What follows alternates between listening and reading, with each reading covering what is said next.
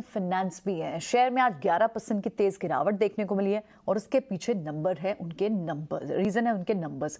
Provisioning company की बड़ी है, कौन से सेगमेंट से एक्चुअली दबाव आ रहा है और नंबर्स कैसे है, क्योंकि असेट क्वालिटी विमाक्षी हमें बताने के लिए बनी हुई है। विमाक्षी, असेट क्वालिटी के सुधार के एंड पे तो सुधार देखने को मिल रहा है, कौन से सेगमेंट से जहां से प्रेशर आया? ओवरऑल रिजल्ट्स पर एक बार व्यू बताएं, क्या डिसअपॉइंट कर रहा है स्ट्रीट को इतना? जी बिल्कुल, एम&एम फाइनेंशियल्स का अगर स्टॉक देखें तो दबाव में है और ये है क्योंकि कंपनी की तरफ से काफ़ी कमज़ोर नतीजे आए हैं। सारे ही फ्रंट पर एनआईआई, निम्स, पीपीओपी और मुनाफे पर भी कंपनी ने अनुमान से कमज़ोर नतीजे रिपोर्ट किए हैं। और ओवरऑल आइए देखते हैं कौन से ऐसे की नेगेटिव फैक्टर्स हैं जिसके चलते स्टॉक में दबाव बना हुआ है। पहला फैक्टर है निम्स। हमने देखा कि सिक्वेंशियल बेसिस पर निम्स करीब 20 बेसिस पॉइंट से कॉन्ट्रैक्ट हुए हैं। एसेट साइड्स की अगर हम बात करें तो यील्ड्स में करीब 33 बेसिस पॉइंट्स का सिक्वेंशियल डिक्लाइन नजर आया है और इसके दो मुख्य कारण हैं। उनकी जो डीलर फंडिंग है वो बढ़ी है, इसके अलावा उन्होंने हाई ग्रोथ पोस्ट की है ऑटो और यूवी सेगमेंट में, जो कंपैरेटिवली एक लोअर यील्डिंग सेगमेंट है। इसके अलावा अगर हम देखें लायबिलिटी साइड पर कंपनी के एक्सपेक्टेशन से कि बोरोइंग कॉस्ट उनके लिए घट सकते हैं अराउंड द फेस्टिव सीजन, मगर ये ट्रांसपायर नहीं हुआ है और इनफैक्ट बोरोइंग कॉस्ट उनके लिए करीब 10 बेसिस पॉइंट से क्वार्टर ऑन क्वार्टर बेसिस पर बढ़े हैं और ओवरऑल इसी के चलते निम्स पर इम्पैक्ट आया है।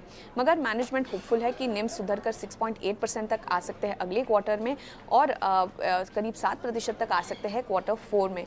इसके अलावा कंपनी का कहना है कि वो अपने लेंडिंग रेट्स को भी बढ़ाएंगे, बोरोइंग कॉस्ट पास ऑन करेंगे कस्टमर्स को और प्री ओन्ड व्हीकल्स का शेयर्स जैसे बढ़ेगा क्योंकि एक हाई यील्डिंग एसेट है, उसके चलते निम्स में सुधार आ सकता है।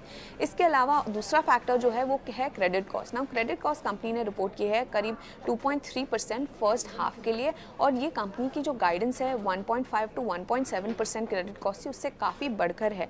लार्जली मैनेजमेंट हालांकि काफ़ी कॉन्फिडेंट नजर आ रही है कि वो 1.5 से 1.7% तक अपने क्रेडिट कॉस्ट तक वो नीचे ला पाएगी, मगर क्वार्टर 2 में हमने देखा कि क्रेडिट कॉस्ट में स्पाइक जो आया था उसके वजह से मुनाफे पर इम्पैक्ट आया है। और आखिर में हम फोकस करेंगे कंपनी की ग्रोथ गाइडेंस पर। उन्होंने अपनी ग्रोथ गाइडेंस को थोड़ा सा टोन डाउन किया है। इनफैक्ट एयूएम ग्रोथ की अगर हम बात करें तो मजबूत रही है 27% ईयर ऑन ईयर बेसिस पर। लार्जली कार्स और ऑटो पोर्टफोलियो में एक अच्छी ग्रोथ दिखाई दी थी और इसी के चलते ये ग्रोथ नजर आई थी, मगर मैनेजमेंट ने पहले ग्रोथ गाइडेंस दी थी करीब 25% की और अब उन्होंने ये थोड़ी टोन डाउन कर दी है और 20% ग्रोथ एक्सपेक्ट कर रहे हैं। तो ऑल इन ऑल इन सारे फैक्टर्स के चलते आज स्टॉक में दबाव बना हुआ है। गाइडेंस भी बताई है, कटौती की है और इनफैक्ट हालांकि निम्स की ट्रजेक्ट्री आगे की बताई है कंपनी ने, लेकिन अभी तो फिलहाल प्रेशर दिख रहा है। बहुत हद तक लगता है कि स्टॉक टॉप आउट हो गया। आप 310 320 के लेवल से जो ये स्लाइड हुआ है ये रुका ही नहीं है, 240 तक पे स्लिप हो गया है।